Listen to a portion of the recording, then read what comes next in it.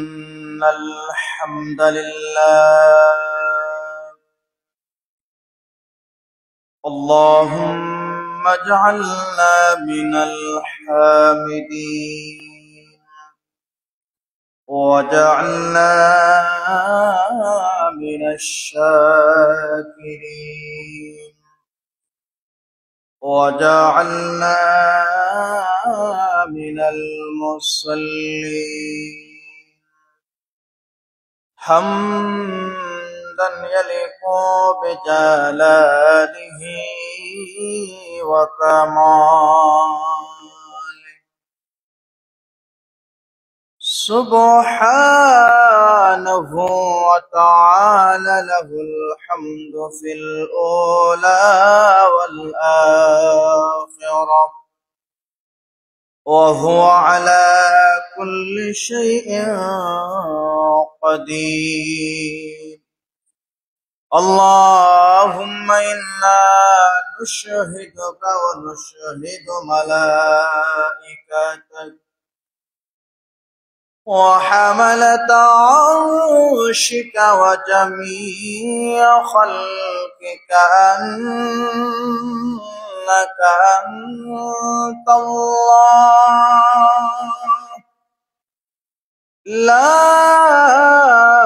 إله إلا أنت فهو الواحد أحد الفرد الصمد الذي لم يلد ولم يولد ولم يكن له كفوا أحد وأشهد أن سيدنا وسندنا وحبيبنا وحبيب ربنا وطبيبنا وطبيب قلوبنا وأولانا ومولانا محمد الذي أرسله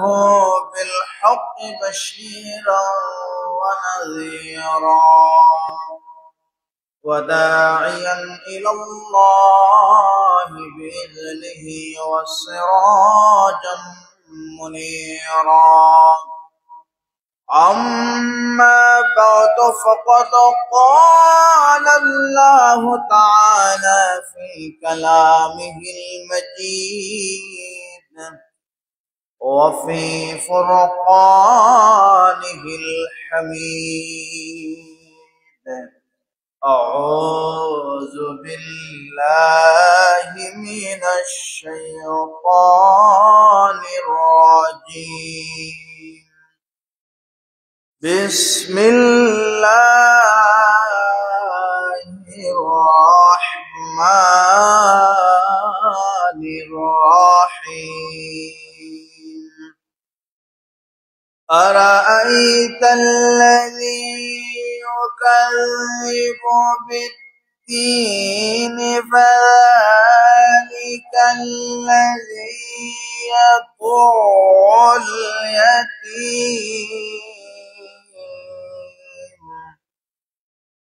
ولا يحض على طعام المسكين فويل للمصلين الذين هم عن صلاتهم ساهون الذين هم يراءون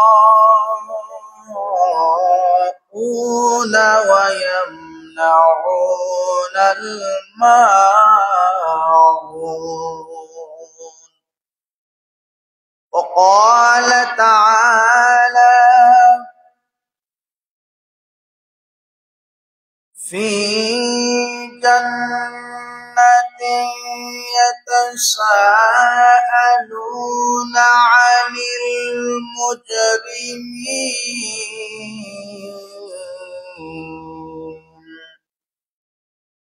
ما سلككم في سقر قالوا لم نك من المصلين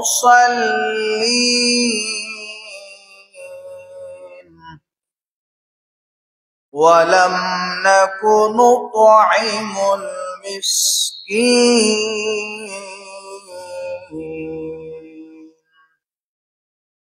وكنا نخوض مع الخائضين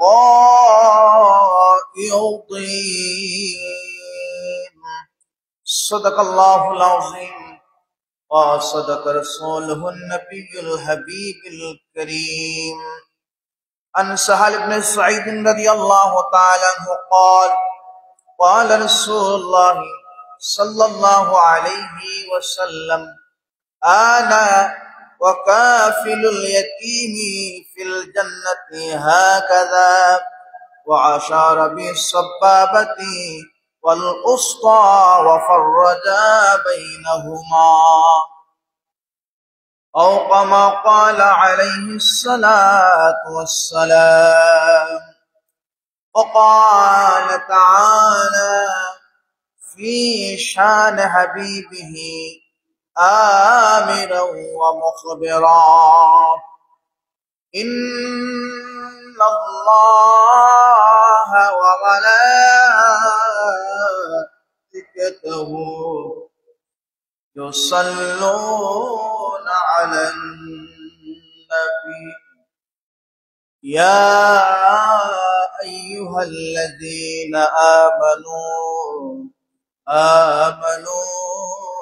صلوا عليه وسلموا تسليما اللهم صل على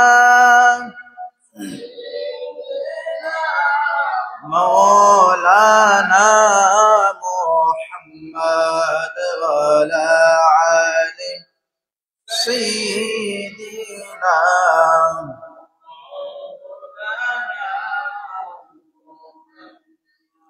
Ya cetoroti apon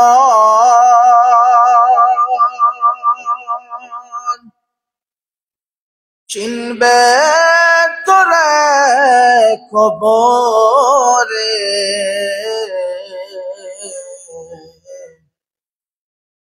cinben jini shoye aten ওই যে সোনার মদিনাতে আল্লাহুম্মা সাল্লি আলা সাইয়্যিদিনা মাওলানা মুহাম্মদ ওয়া আলা আলি সাইয়্যিদিনা মাওলানা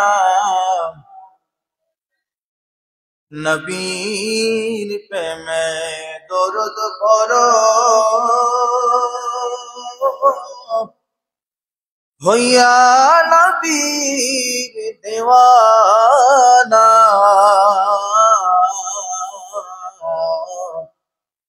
বগে তাকলে যেতে পারবে ওই যে সোনার মদিনা আল্লাহুম্মা সাল্লি আলা মাওলানা মুহাম্মদ ওয়া আলা আলি সাইয়্যিদিনা মাওলানা কবে জানি ডাকা আসবে যাব সোনার মদিনা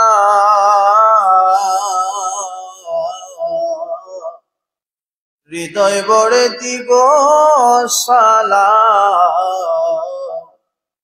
দেখব নবীর রওজা আল্লাহুম্মা صل على سيدنا مولانا محمد وعلى آل سيدنا مولانا মদিনা মদিনা নাম শুনেছি এখনো যে দেখিনি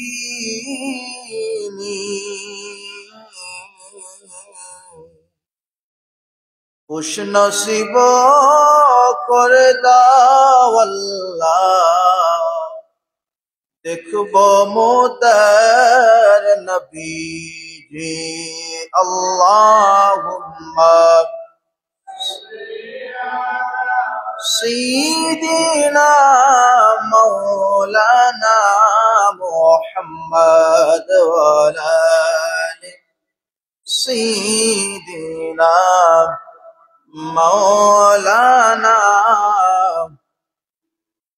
بلغ العلا بكماله كشف الدجى بجماله حسنت جميع خصاله صلوا عليه وآله سبحانك لا علم لنا إلا ما علمتنا إنك أنت العليم الحكيم اللهم صل وسلم وبارك عليه উপস্থিত সম্মানিত মুসল্লিয়ান کرام মুরব্বিয়ান আযম আল্লাহ সুবহানাহু ওয়া তাআলা আজকের জুমাবার দিনে আমাদেরকে এই মুহূর্তে দুনিয়ার চিন্তা দুনিয়াবি লাভ দুনিয়াবি লস সব কিছু থেকে মুক্ত করে একমাত্র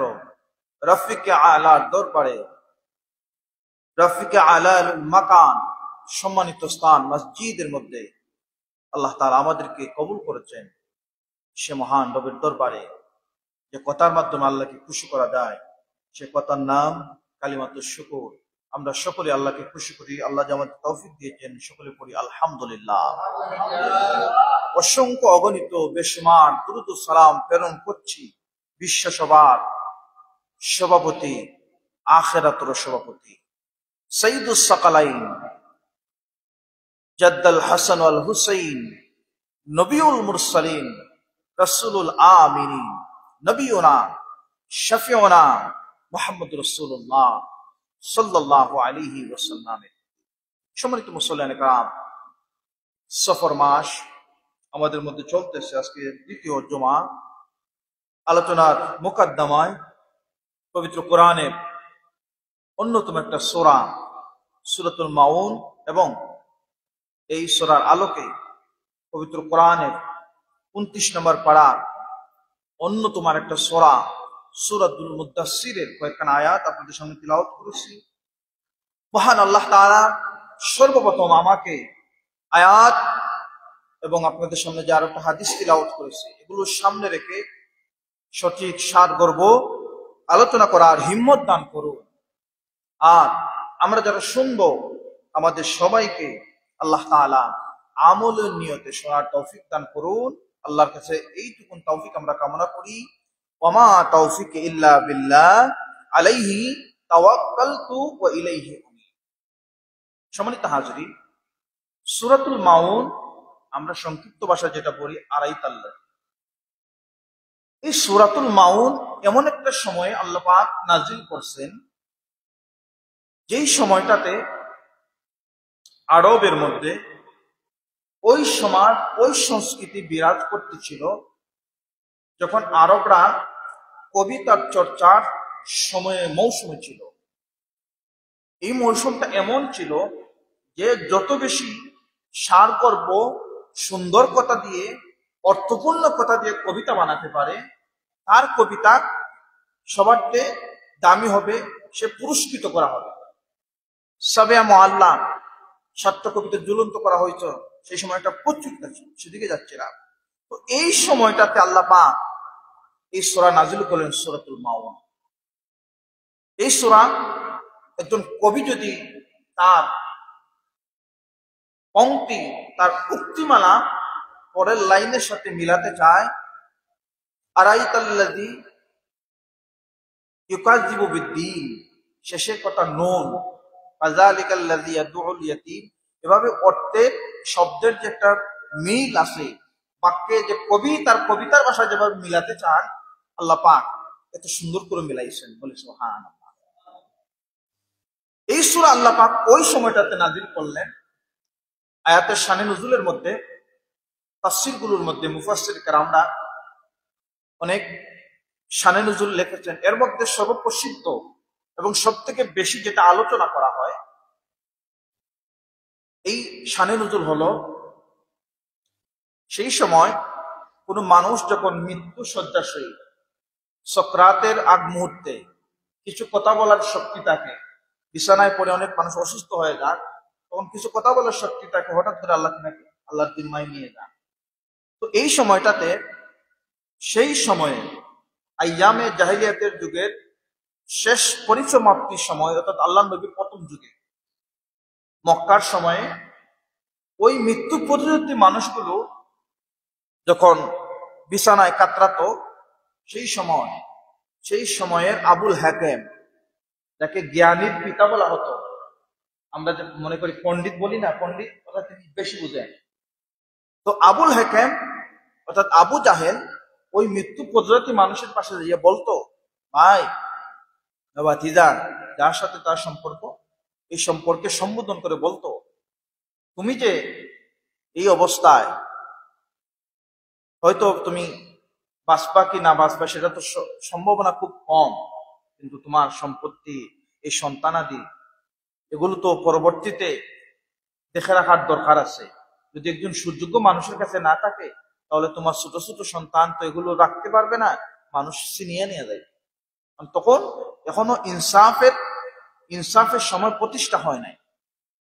তো যেহেতু যেমন আপনি অসুস্থ, এই মুহূর্তে যদি এই গ্রামের একজন সম্ভ্রান্ত উচ্চ মানুষ, অর্থাৎ লিডার প্রকৃতির মানুষ যদি এসে আপনাকে সান্ত্বনা দেন, আপনি চিন্তা করবেন না আপনার ছেলেকে আর আমার ছেলেকে, আপনি সান্ত্বনা পাবেন না, যেহেতু উনি আমাকে বলছেন, আমার চিন্তার কারণ নাই, আপনি আত্মতৃপ্তি লাভ করবেন। ঠিক এমনি ভাবে ওই সময়টাতে ওই মানুষগুলোকে আবু জাহেল এই সান্ত্বনা দিত যে তুমি চিন্তা করো না, তোমার সন্তানদের সম্পত্তি এগুলো আমি দেখভাল করব। এই বলে ওই মানুষের কাছ থেকে সম্পত্তির দায় দায়িত্ব আবু জাহেল নিজে নিত। নিজে নেওয়ার পর যখন মানুষটা ইন্তেকাল করলো, আর হায়াত শেষ হয়ে গেছে, পরবর্তী সময় কি করতো, সেই সময় তো আবুল হাকাম নেতা ছিল, পরবর্তী সময়ে এই সম্পদগুলো যখন সন্তান উপযুক্ত হইতো, তখন তার কাছে আর ফিরাইয়া দিত না। হঠাৎ করে একদিন নবী করিম সাল্লাল্লাহু আলাইহি সাল্লাম রাস্তা দিয়ে হাঁটতেছেন, রওনা দিচ্ছেন, একটা ছেলের কান্না দেখতেছেন, বিলাপ করে কান্না করতেছে। তার বিলাপ করে কান্না দেখে আল্লাহ নবী এই যুবক তাকে প্রশ্ন করলেন, ইয়া শাবাব, তুমি কেন কান্না করো, তোমার কান্নার কারণ কি আমি জানতে চাই। এই ছেলেটা বলে, ইয়া রাসূলুল্লাহ, ইয়া হাবিবাল্লাহ, ওগো আল্লাহর নবী, আমি কান্না করতেছি, আমার বাবা সম্পত্তির মালিক ছিলেন না, এই সমাজ আইয়ামে জাহিলিয়াতের যুগ থেকে আসছে, জোর যান মূল্য তার। আল্লাহ নবী ওই যুবকটাকে নিয়ে আবু জাহেলের কাছে গেলেন, আবু জাহেলকে প্রশ্ন করলেন। আল্লাহ নবী এই যে দিনকে অস্বীকার করে কে করলো, আবু জাহেল। আল্লাহ নবী কি বলছেন, আরাইতা, হে নবী আপনি কি দেখেন নাই। তো এই সূরা মক্কি সূরা, দুইটা বর্ণনা পাওয়া যায়, মক্কায় 3টা আয়াত নাযিল হয়েছে আর 4টা আয়াত মদিনায় নাযিল হয়েছে। তো এই সূরার 7টা আয়াতের মধ্যে প্রথম 3টা আয়াত হচ্ছে কাফেরদের জন্য, তাদের জন্য, কাফেরদের জন্য, আর পরের 4টা আয়াত হচ্ছে মুমিনদের সংশোধনের জন্য, বলে সুবহানাল্লাহ। প্রথম আয়াতের মধ্যে আল্লাহ পাক আল্লাহ নবীকে বলে দিলেন, হে নবী, আপনি কি তাকে দেখেন নাই? সে কে? আল্লাযী, তাকে, তাদেরকে, তারা কারা? যারা ইয়াউমিদ্দিন, দিনকে অস্বীকার করে, অর্থাৎ আখিরাতের জিন্দেগিকে যারা অস্বীকার করে। আল্লাহ নবী, আল্লাহ পাক রব্বুল আলামিন নবী করিম সাল্লাল্লাহু আলাইহি সাল্লামের কাছে এই আয়াতে কারিমা নাযিল করলেন। পরবর্তীতে আল্লাহ নবী বলেন, আপনি কি ওই দিন অস্বীকারীকে দেখেন নাই? সে কে? তার আরো পরিচয় খুলে বলতেছেন, ফাযালিকাল্লাযী ইয়াতুল ইয়াতীম, সে তো ওই মানুষ যে এতিমকে ধাক্কা দেয়, এতিমের মাল আত্মসাৎ করে, এতিমকে কষ্ট দেয়, এতিমের চোখের জল জড়ায়। হে নবী, আপনি কি তাকে দেখেন নাই? অসহায় মানুষ, দুর্বল মানুষ, গরিব প্রকৃতির মানুষদের কি করে তাআমুন মানে হচ্ছে খাবার, খাদ্য দিতে কি করে উৎসাহ দেয় না, নিজতে দেয় না, আরেকজন যদি খাওয়াতে চায়, দিতে চায়, সেটার মধ্যে সমালোচনা করে। এরকম মানুষ আছে না নাই? চিত্র আমাদের সমাজে আছে না নাই? আপনারা লজ্জা পাচ্ছেন কোন? আছে না নাই? ভাই ভাইয়ের সম্পত্তি মেরে খায়, এরকম আছে না নাই? বাবা ইন্তেকাল করছেন, বড় ভাইয়ের কাছে সব সন্দেহ হয়ে গেছেন, ছোট ভাই বোন ছোট ছিল, যখন তারা উপযুক্ত হয়েছে তখন ভালো জমি মগজগুলো থেকে বড় ভাই নেয়, আর যেগুলো তেমন উন্নত না। এরপরে আল্লাহ পাক রব্বুল আলামিন যে কথাগুলো বললেন, বড় কঠিন কথা বললেন। কাদের জন্য বললেন? মুমিনদের জন্য বললেন। কি বললেন? যারা নামাজের কি করে? গাফলতি করে। এখানে অনেক ব্যাখ্যা আছে, তাফসীরের মধ্যে অনেক ব্যাখ্যা আছে। এর মধ্যে সব থেকে বেশি যেটা গুরুত্বপূর্ণ ব্যাখ্যা, পরের আয়াতকে সামনে রেখে মুফাসসির কেরামরা বলেন, আল্লাযীনা হুম আন সালাতিহিম সাহুন, কাদের জন্য? যারা আল্লাযীনা হুম আন সালাতিহিম সাহুন, যারা নামাজ পড়ে তারা মানুষকে দেখায়। কাকে দেখায়? মানুষকে দেখায়। ওই সমস্ত মুসল্লিদের জন্য ধ্বংস, যে নামাজ পড়লো, নামাজ তাকে আবার ছুঁড়ে ফেলে দেয়, বলি নাউজুবিল্লাহ। ধ্বংস ওই সমস্ত মুসল্লি যে নামাজ পড়লো কিন্তু তার জবান পবিত্র হতে পারলো না। ধ্বংস ওই সমস্ত মুসল্লিদের জন্য যে নামাজ পড়ে আরেকজন মুসল্লিকে, আরেকজন নামাজীকে কষ্ট দেয়। ধ্বংস ওই সমস্ত মুসল্লিদের জন্য যে নামাজ পড়ে কিন্তু আরেকজন মানুষের নামাজে বাধা দেয়। মুসাল্লি, যে ব্যক্তি সময় মতো নামাজ পড়ে, সুন্দর রূপে অজু করে, এরপরে পরিপূর্ণভাবে দাঁড়ায় নামাজ পড়ে, এরপরে খুশু বজায় রাখে, রুকুর মধ্যে সিজদার মধ্যে ঠিক মতো এগুলো আদায় করে, এরপরে সে কি করে? নামাজের মধ্যে যে ধ্যান থাকার কথা এগুলো রাখে। আল্লাহ নবীর হাদিসের মধ্যে আসছে, সেই বুখারীর হাদিস, আল্লাহ নবী বলতেছেন যে ওই মানুষের নামাজটাকে আলোকিত করে, বলে সুবহানাল্লাহ। আরো জুড়ে বলতে হবে। এখন এরপরে যে কঠিন কথাগুলো আমাদের জন্য এই হাদিসের মধ্যে আছে, কি বলছেন? এরপরে হচ্ছে পক্ষান্তরে যে ব্যক্তি নামাজ ঠিক মতো আদায় করে না, সময়ের প্রতি লক্ষ্য রাখে না, এরপরে উত্তম রূপে অজু করে না, রুকু সাজদা ঠিক মতো করে না, এবং নামাজের মধ্যে তার খুশু খুজু থাকে না, তার নামাজ হচ্ছে কোন নামাজ? বিশ্রী হয়ে যায়, কালো হয়ে যায়। আর এই কালো তোমাকে ধ্বংস করে। আর এই নামাজ খুব কঠিন কথা, এই নামাজ নামাজীকে বদুয়া করতে থাকে। নামাজ আপনাকে বদুয়া করে। কি বদুয়া করে? নামাজ নামাজীকে বদুয়া করে। এটাকে আমি বানাই বলছি? হাদিসের কথা। নামাজ বদুয়া করতে থাকে, কি বলতে থাকে? তুমি যেভাবে আমাকে ধ্বংস করেছো, অর্থাৎ আমাকে যেভাবে আদায় করার কথা, এভাবে তুমি যে আদায় করতেছো না, আমাকে ধ্বংস করলা, আমার ক্ষতি করলা, সুহকান, দূর হয়ে যাও, ধ্বংস তোমার জন্য, বলি নাউজুবিল্লাহ। জোরে বলেন নাউজুবিল্লাহ। এটা আল্লাহ বদুয়া দেন নাই, নামাজ, যে নামাজ আপনি পড়তেছেন ওই নামাজ আপনাকে বদুয়া দিচ্ছে। আল্লাহর কোরআনের আয়াত, ইন্নাস সালাতা তানহা আনিল ফাহশাই ওয়াল মুনকার। এটা তো হাদিস বললাম, কোরআন থেকে বলি আপনাদের সামনে।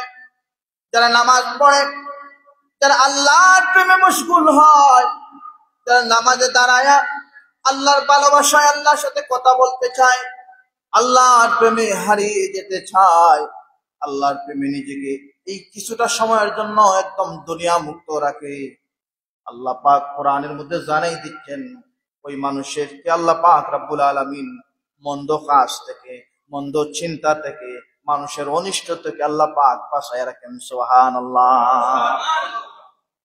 নামাজ পড়ার মতো নামাজ যদি আপনি পড়েন, ওই নামাজ আপনাকে মন্দ থেকে ফেরায়।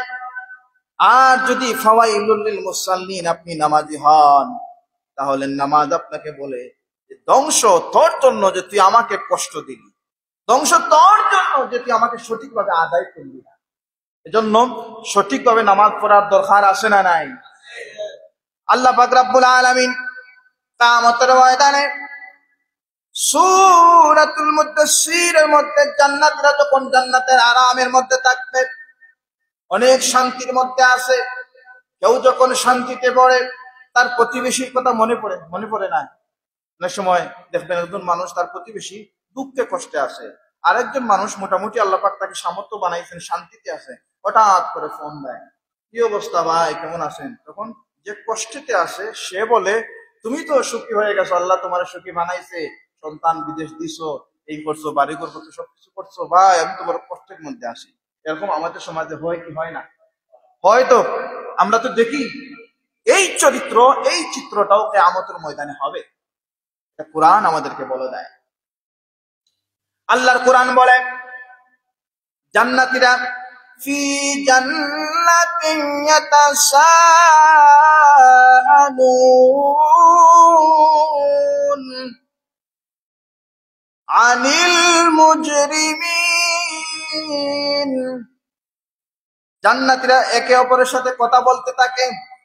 আনিল মুজরিমিন, মুজরিমিনদেরকে প্রশ্ন করে, মুসলিমিনদের সাথে কথা বলে, যেভাবে সুখী মানুষ দুঃখী মানুষের কাছে কল দিয়ে বলে কেমন আছেন তোমরা, ঠিক তেমনি ভাবে জান্নাতীরা আনিল মুজরিমিন, যারা গুনাহগার, যারা প্রকৃত নামাজি হতে পারে নাই, যারা ফাওয়াইলুল লিল মুসাল্লিন ছিল, ওই সমস্ত মানুষদের কাছে কল করে প্রশ্ন করে, মা সালাকাকুম ফি সাকার, তোমরা কেন জাহান্নামের আগুনে পোড়ো, তোমরা কেন কষ্টের মধ্যে আসো, তোমরা কেন শান্তির মধ্যে আসো?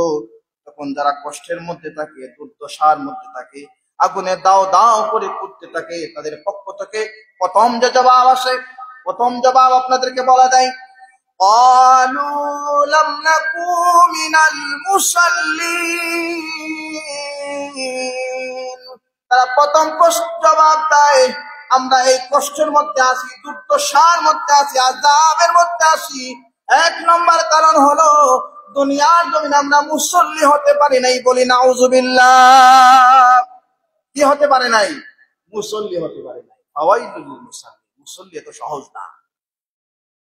নামাজ আর মুসল্লির মধ্যে পার্থক্য আছে।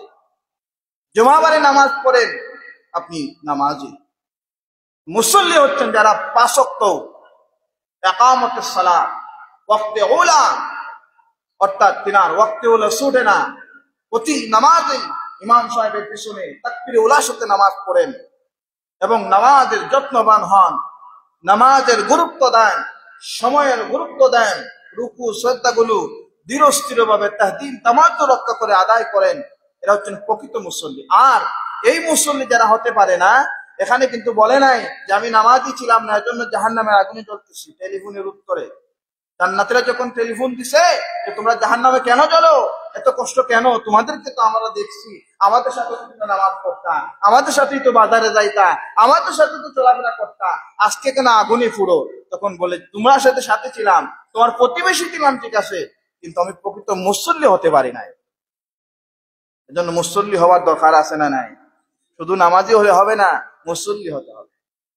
যারা মুসল্লি হতে পারে নাই, জাহান্নামের আগুনে দাও দাও করে জ্বলে, জান্নাতীদেরকে, প্রকৃত মুসল্লিদেরকে জবাব দিচ্ছে যে আমরা দুনিয়ার জমিনে মুসল্লি ছিলাম না রে ভাই, এজন্য আজকে আগুনে ফুটতেছি। আর 2 নম্বর যে জবাব দিবে জাহান্নামীরা, জান্নাতীরা প্রশ্ন করবে কেন তোমরা আগুনে পোড়ো? এই দুঃখ কষ্টওয়ালা মানুষগুলো 2 নম্বর যে জবাব দিবে কি বলবে? ওয়াকুন ওয়ালাম নাকুনু তুইমুল মিসকিন, আর আমরা কি করতাম না, মিসকিনদের খাবার দিতাম না, দুস্থদের খাবার দিতাম না, দুস্থদের খাবার থেকে বঞ্চিত রাখতাম।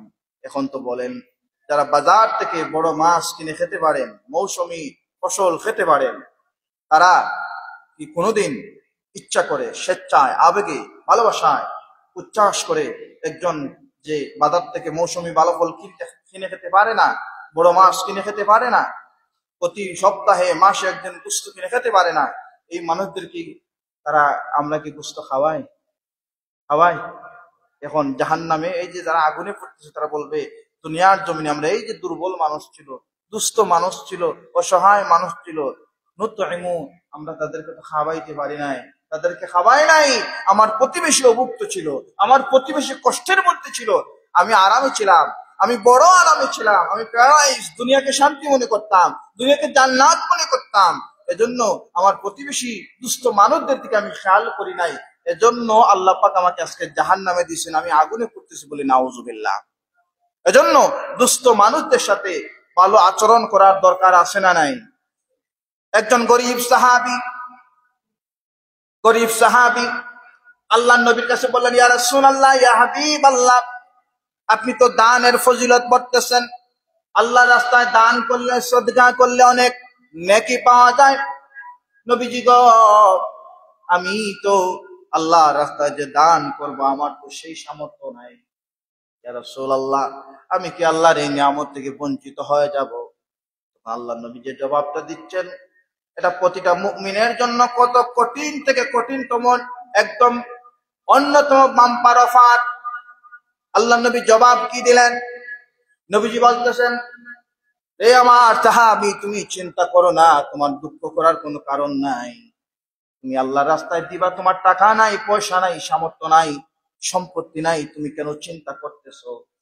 আল্লাহ তো তোমাকে এত নিয়ামত দান করছেন, তুমি যদি মানুষের সাথে মুস্কি হেসে সুন্দর করে সালাম দাও আর সুন্দর করে কথা বলো, আল্লাহ তোমার কথা বলা, যতক্ষণ তুমি সুন্দর সুন্দর কথা বলবে, কুলু কাওলান সাদীদা, ততক্ষণ আল্লাহ তোমাকে নফল ইবাদতের সওয়াব, সদকার সওয়াব দিয়া দিবেন। সুবহানাল্লাহ।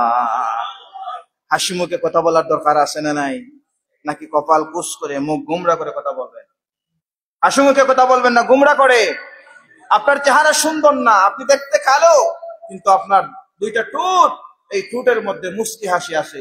আপনার এই কালো চেহারার মধ্যে যিনি নূর দান করবেন তিনি কে? কথা বলেন। এজন্য কালো চেহারা নূর আনতে হলে আপনার জবানের মধ্যে আচরণ সুন্দর করতে হবে। কথা বলেন ঠিক কিনা? মুনাফিকে আচরণ করলে আপনার নূর আসবে না, সামনে এক কথা পিছনে আরেক কথা, এই সমস্ত মানুষদের চেহারার নূর আল্লাহ পাক তুলে দেন, বলি নাউজুবিল্লাহ। এজন্য যারা গরিব, আমরা সদকা দিতে পারি না, সামর্থ্য নাই, আমাদের এই সদকার সামর্থ্য আছে কি, আমরা যখন মানুষের সাথে কথা বলবো, মুআমালাতুন হাসানা, কেননা আপনি ওই নবীর উম্মত, যে নবীর চরিত্র, যে নবীর সুমহান আদর্শ সম্পর্কে আল্লাহ কোরআনে বলে দিচ্ছেন, গ্যারান্টি দিচ্ছেন। আর ওই নবী নিজেই বলছেন যে তোমরা যদি সুন্দর করে মুস্কি হেসে কথা বলো, উত্তম কথা বলো, আল্লাহ বলছেন পবিত্র কোরআনে, কুলু কাওলান সাদীদা, অর্থপূর্ণ কথা, ভালো কথা তোমরা যদি বলো, আর চেহারা যদি থাকে মুস্কি হাসি, অন্তর যদি থাকে পরিশুদ্ধ, অহংকার মুক্ত, কথা বলার সাথে সাথে সদগার সওয়াব। সুবহানাল্লাহ। এই সওয়াব থেকে বঞ্চিত হব না লাভবান হব? লাভবান হলে মানুষের সাথে হাসি মুখে কথা বলতে হবে কিনা? জোরে বলেন, হবে কিনা? আমরা কি কাউকে মুখ গোমরা করে কথা বলবো? সবাই কিভাবে কথা বলবো? হাসি মুখে। অসুস্থ মানুষ, ভাই কেমন আছেন? আলহামদুলিল্লাহ, আল্লাহ রাখছেন ভালো। যে অসুস্থ জেনে আপনাকে জিজ্ঞাসা করলো, মানুষ অবাক হয়ে যাবে, কি বলে ভাই অসুস্থ হয়ে বলতেছে আলহামদুলিল্লাহ ভালো আছে। এই যে আল্লাহ আপনাকে কষ্ট দিলেন, অনেক মানুষের রোগ হয়, বলে আল্লাহ আর দেখেন নাই, আমার তো সামর্থ্য নাই, অমুকে 3 তলা বিল্ডিং, অমুককে কেন ব্যাপারটা দিল না, আমাকে কেন দিল? এরকম কিছু মানুষ আছে না নাই?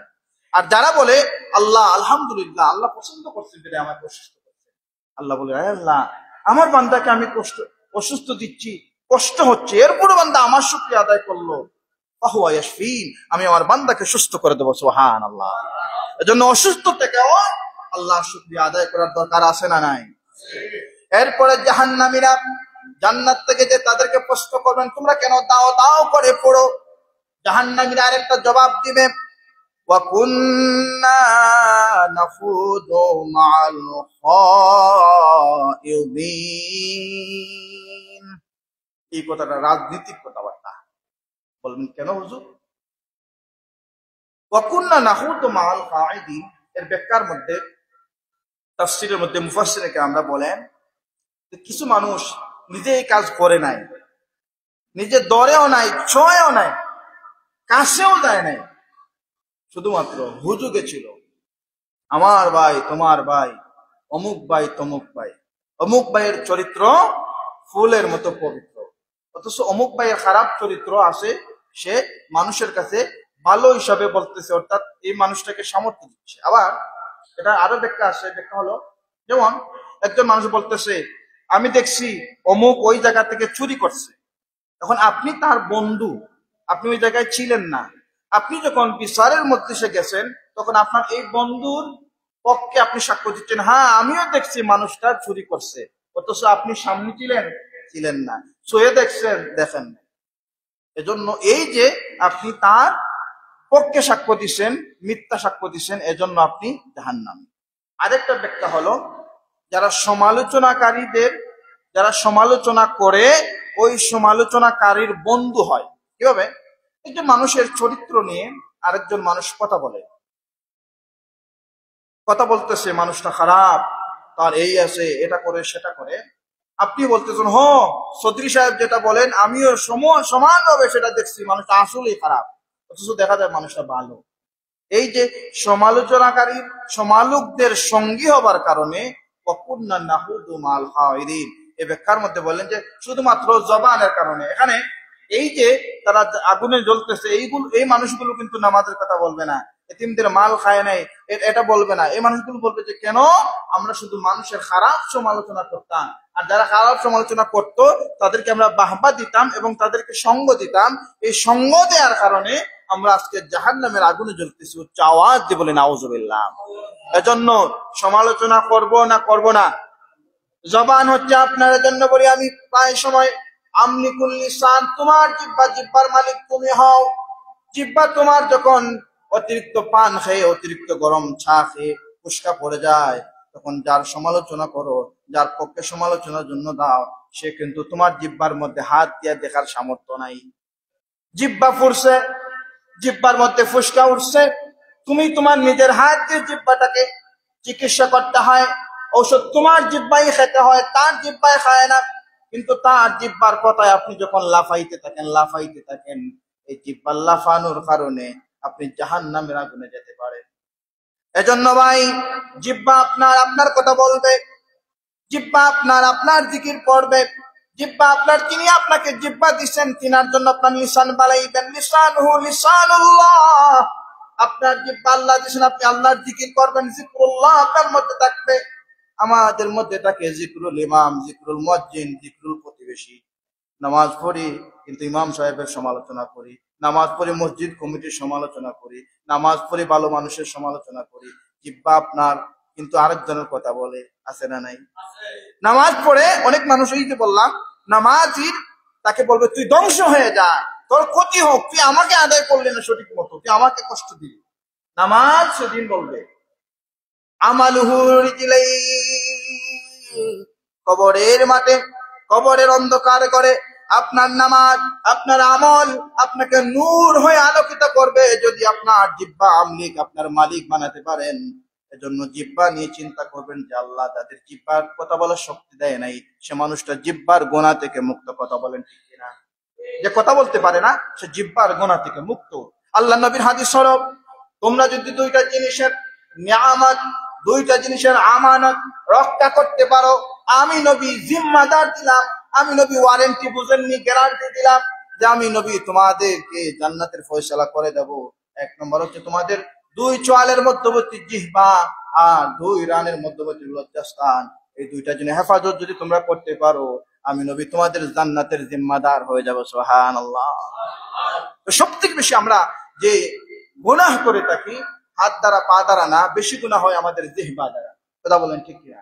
আর এই জিহ্বার কারণে ওয়া কুননা নাখুদু মাল খাইদিন। এই খাইদিনদের অন্তর্ভুক্ত হচ্ছে তারা যারা জিহ্বা দ্বারা সমালোচনা করে, মানুষের খারাপ মন্তব্য করে। দেখেন এই আলোচনা অনেক ব্যাপক আলোচনা। জিহ্বা আপনার কথা বলবে, কথা বলেন ঠিক কিনা? এজন্য নিজের জিহ্বাকে নিজের কথা বলানোর দরকার আছে। আল্লাহর কোরআনে আল্লাহ পাক বলেন নাই জিহ্বা তোমার আগে জনসভায় ভাষণ দাও, জিহ্বা তোমার আগে তুমি মানুষের কাছে যাও। আল্লাহ বলছেন, কি বলছেন? কু আনফুসাকুম, আগে তোমার নিজেকে চিন্তা করো। আগে আল্লাহ কার কথা বলছেন? কার কথা বলছেন? না আমাদের কথা বলছেন, যে আমরা আমাদেরকে নিয়ে চিন্তা করবো। কিন্তু আমরা আগে কি চিন্তা করি যে নামাজ পড়ে গিয়া কাকে গাহেল করা যায়? আসে না নাই? এরকম চিন্তা শক্তি মানুষ আছে না নাই? কিন্তু আল্লাহ বলেন আগে তুই নিজের চিন্তা কর বান্দা। আমি তোকে মহব্বত করি, আমি তোকে বাঁচাতে চাই, তুই তোকে নিয়ে চিন্তা কর। কিন্তু আমরা আমাদের চিন্তা না করে মানুষের চিন্তা করি। এরকম মানুষ আসে না নাই? তো যারা বেশি মানুষের পিছনে লেগে থাকেন, মানুষের চিন্তা করেন, এদের শেষ সময়টা এত দুর্দশায় যায়, এত কষ্টে যায়। আশপাশের মানুষগুলো এমন ইতিহাস সাক্ষী করেন যে হুজুর মানুষটা পালোয়ান ছিল, শেষ সময়টা ছিল বড় দুর্দশার। আমরা নিজ চোখে দেখেছি। এরকম ইতিহাস আমাদের দেশে আসে না নাই? যারা জুলুম করেছে তারা আজীবন কিন্তু জালিম থাকতে পারে নাই, তাদেরকে মজলুম হতে হয়েছে। কথা বলেন ঠিক কিনা? এজন্য জালিম হওয়া যাবে না। কি হওয়া যাবে না? জালিম কিন্তু শুধু হাত দ্বারা মেরে জালিম না, জবান দ্বারা মানুষ জালিম হতে পারে। জবানের মাধ্যমে জুলুম করে, তো জবানের মাধ্যমে তারা জুলুম করে জাহান্নামের মধ্যে যে তারা কি বলবে? কুননা নাখুদু মাল খাইদিন, আমরা আমাদের জবানের জন্য আজকে জাহান্নামে আসছি। সম্মানিত হাজিরিন, আমাদের সময় শেষ হয়ে গেছে। আল্লাহ পাক রব্বুল আলামিন আমাদেরকে হেফাজত করুন। আরেকটা কথা বলি, ওয়া কুননা নুকাজ্জিবু বিয়াউমিদ্দিন। আরেকদল মানুষ বলবে আমরা জাহান্নামের আগুনে পুড়তেছি কেন? যে আমরা কিয়ামতের দিবসকে নিয়ে চিন্তা করতাম না, এই দিবস সম্পর্কে আমরা উদাসীন ছিলাম। অর্থাৎ হুজুরা যখন বলতেন মরতে হবে, কবরে যেতে হবে, আখিরাতের প্রথম দরজা, প্রথম বাব হচ্ছে কবর, কবরে যেতে হবে, আপনাকে আখিরাতের ময়দানে যেতে হবে, এই কবর নিয়ে আমরা খুব বেশি চিন্তা করি না।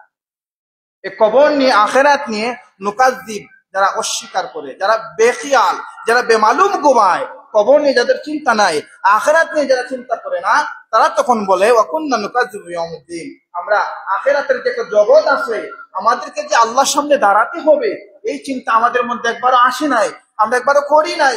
আল্লাহ, আমরা কিয়ামত দিবসটাকে অস্বীকার করছি, এজন্য আজকে আমরা জাহান্নামের আগুনে পড়ছি। হাজরিন, আল্লাহ পাক আমাদেরকে, এবং মানুষ তখন বলবে, আরেকটা সময় মানুষ তখন বলে হাত্তা আতানাল ইয়াকিন, যখন তার সামনে মৃত্যু নিকটবর্তী হয়ে যাবে, তখন কিছু মানুষ আবার ফিরে আসার চিন্তা করবে। কিন্তু মা আলাম ইউগারদির, আল্লাহ নবী মুসলিম শরীফের হাদিস হলো, এই সময়টা মৃত্যু যখন চক্রাত শুরু হয়ে যাবে, আর আপনাকে ফিরে আসার সুযোগ আছে নাই। এজন্য যতক্ষণ পর্যন্ত সময় আছে, সুযোগ আছে, আপনি যুবক, আপনার এই যুবক শক্তিটাকে আপনি কাজে লাগান আল্লাহর ইবাদতে। আপনার বয়স বেশি হয়ে গেছে, এটাকে নিয়ামত মনে করে আল্লাহর জন্য সিজদা দেন। আপনার এই বয়সটা আপনার জন্য নিয়ামত হবে। যুবকরা ইসলামের শক্তি, দ্বীনের শক্তি। পৃথিবীতে যত বিজয় হয়েছে যুবকরা বিজয়ী এনেছে। ইসলামের প্রথম যুদ্ধ বদর যুদ্ধ, বদর যুদ্ধের মধ্যে যুবকরা নেতৃত্ব দিয়েছে। আপনাদের সামনে একদম কিছুদিন আগের ইতিহাস, এই দেশটা জালিম থেকে, মজলুম থেকে, জুলুম থেকে, নির্যাতন থেকে যারা এই দেশটাকে মুক্ত করেছিল, তারা কিন্তু বৃদ্ধ না, তারা ছিল যুবক। কথা বলেন ঠিক কিনা? এজন্য যুবক ভাইদেরকেও সতর্ক থাকতে হবে। আল্লাহ পাক আমাদেরকে কবুল করুন। আর আমাদের আজকে যে আমরা পয়েন্টগুলো আলোচনা করলাম সূরাতুল মাউনের আলোকে, আমাদের প্রথম যে তিনটা গুণ হচ্ছে কাফেরদের গুণ। যদিও কাফেরদের কথা আল্লাহ পাক বলছেন, কিন্তু এই গুণগুলো আজকে আমাদের সমাজে দেখা যায়। কথা বলেন ঠিক কিনা? নামাজ পড়ি ঠিক আছে, কিন্তু এই নামাজ আমাদেরকে তিরস্কার করে। নামাজ আমাদেরকে এত জোরে চিল্লাচিল্লি করার প্রয়োজন নাই। নামাজ আমাদেরকে তিরস্কার করে, এটা চিন্তা করবেন যে হুজুর যে কথাগুলো বললেন, এটা তো আমাকে ইন্ডিকেট করে বলছেন না, এটা না ভাই। আমি মিম্বর থেকে যে কথাগুলো বলি, আল্লাহ নবী আমাকে উপহার দিয়েছেন, আমাকে মিম্বরের জন্য আল্লাহ পাক কবুল করছেন, এজন্য কিছুদিন থাকবো। আর যতদিন থাকবো ততদিন নবীর ভাষায়, আল্লাহর ভাষায় কথা বলতে হবে। কথা বলেন ঠিক কিনা? আর যারা আমাকে সুযোগ দিবেন, মান বালা লিল্লাহি মাসজিদান, আল্লাহ পাক কোরআনে বলছেন যারা মসজিদ নির্মাণ করে, বানাল্লাহু বাইতা ইয়াউমাল কিয়ামা, আল্লাহ পাক তাদের জন্য মসজিদে কিয়ামতের ময়দানে তাদের জন্য ঘর বানাবেন। সুবহানাল্লাহ। আর যারা বিনামূল্যে মসজিদের খেদমত করে, মসজিদের সাহায্য করে, আল্লাহ পাক কিয়ামতের ময়দানে আল্লাহ পাক তাদেরকে নিয়ামত দান করবেন, সুবহানাল্লাহ।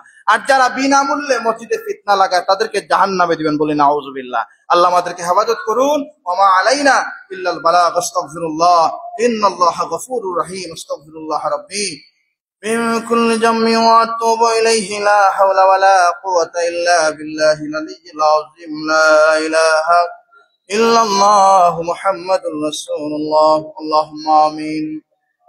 الحمد لله رب العالمين، والعاقبة للمتقين، والصلاة والسلام على رسوله الكريم وعلى آله وصحابه أجمعين. ربنا ظلمنا أنفسنا وإن لم تغفر لنا وترحمنا لنكونن من الخاسرين. ربنا لا تزغ قلوبنا بعد إذ هديتنا وهب لنا من لدنك رحمة إنك أنت الوهاب. اللهم صل على سيدنا بدر التمام. اللهم صل على سيدنا نور الظلام. اللهم يا حي يا قيوم برحمتك نستغيث. رب العالمين আল্লাহ তাআলা জুমাবার দিন, দোয়া কবুলের দিন, আপনার মায়ার বান্দারা দুনিয়ার সমস্ত কাজকে পিছনে ফেলে আপনার মসজিদের মধ্যে উপস্থিত হয়েছেন। আল্লাহ, আমাদের জীবনের তামাম গুনাহগুলি আপনি মাফ করে দেন। আল্লাহ, আমরা জেনে না জেনে, বুঝে না বুঝে, রাতের অন্ধকারে বন্ধুর পাল্লায় পড়ে, শয়তানের ধোঁকায় পড়ে জীবনে যত গুনাহ করেছে সগীরা কবিরা, আল্লাহ আমরা তাওবা করলাম, আর গুনাহ করব না, আমাদের মাফ করে দেন। আল্লাহ, যাদের কলিজার টুকরা মা বাবা অন্ধকার কবরে এতিমের বেশে আমার সাথে হাত বাড়িয়েছেন, আয় আল্লাহ প্রত্যেকের কবরবাসী মা বাবার কবরগুলো আপনি জান্নাতের বাগান বানায়া দেন। রব্বির হামহুমা কামা রাব্বায়ানি সগীরা। জনাব রুবেল ভাই তিনার আব্বার জন্য দোয়া চাইছেন, আল্লাহ আপনার বান্দার কবরকে আপনি জান্নাতের বাগান বানায়া দেন। আল্লাহ, আপনার বান্দার নেক রূহ জিন্দা আওলাদের মধ্যে রাজিয়ারে খুশি করে দেন। জনাব মুতাওয়াল্লি সাহেব তিনার আব্বা আম্মার জন্য দোয়া চাইছেন, আল্লাহ তাদের কবরকে জান্নাতের বাগান বানায়া দেন। এই গ্রামের যত মানুষ অন্ধকার কবরে ঘুমায়, মাটির উপরে আমরা বড় আরামে আছি, আল্লাহ মাটির নিচে তারা কেমন আছে আমরা জানি না। আমাদের গুনাহের জন্য এই কবরওয়ালাদের আপনি আযাব দিয়েন না। এই আমসায়ের তামাম উম্মতে মরহুম মরহুমাদের মাফ করে দেন। রব্বুল আলামিন, আল্লাহ আমাদেরকে পাক্কা নামাজি বানায় দেন। আল্লাহ আমাদের মুত্তাকি মুসলমান হিসেবে কবুল করুন। তাকাব্বাল মিন্না ইন্নাকা আনতাস সামিউল আলিম ওয়া তুব আলাইনা ইয়া মাওলানা ইন্নাকা আনতাত তাওয়াবুর রহিম।